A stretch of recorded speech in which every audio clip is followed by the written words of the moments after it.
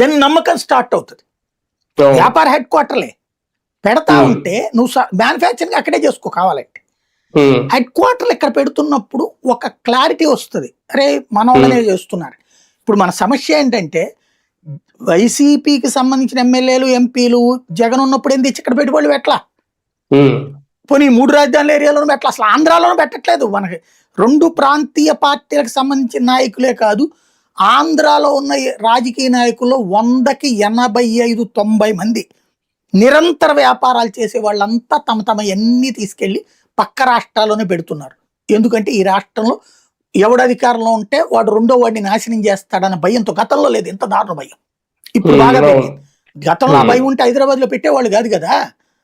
ఇప్పుడు మాత్రం ఏ ఒక్కళ్ళకి ఇక్కడ నమ్మకం లేదు, ఒకళ్ళ మీద ఒకళ్ళకి నమ్మకం లేదు, ఒకళ్ళనొకళ్ళు నాశనం చేసుకోవాలని చూస్తున్నారు. కాబట్టి ఆ ప్రతీకార రాజకీయాలు ఉండవు అని చెప్పి చంద్రబాబు గారు ఫస్ట్ తన వాళ్ళతో పాటు వైసీపీ వాళ్ళతో కూడా కూర్చోబెట్టి, ముందు వీళ్ళిద్దరేదో పాము ముంగిసల్లా కొట్టుకోకూడదు, చంద్రబాబును జగను మనుషుల్లా ప్రవర్తించాలి. నేను చంద్రబాబు నాయుడు సీఎంగా ఉన్నప్పుడు చూశాను, రాజశేఖర రెడ్డి సీఎంగా ఉన్నప్పుడు చూశాను, రోసయ్యను చూశాను, కిరణ్ కుమార్ రెడ్డి చూశాను. ప్రతిపక్ష నాయకులతో షేక్ హ్యాండ్లు ఇచ్చుకున్నారు, మాట్లాడుకున్నారు, సరదాగా ఉండేవాళ్ళు. ఇప్పుడే కదా ఈ దరిద్రం. రాష్ట్ర విభజన తర్వాత చంద్రబాబును చూస్తే అణువణువున రగిలిపోయేటటువంటి జగన్మోహన్ రెడ్డిని చూస్తే అణువణువున రగిలిపోయే చంద్రబాబు నాయుడు.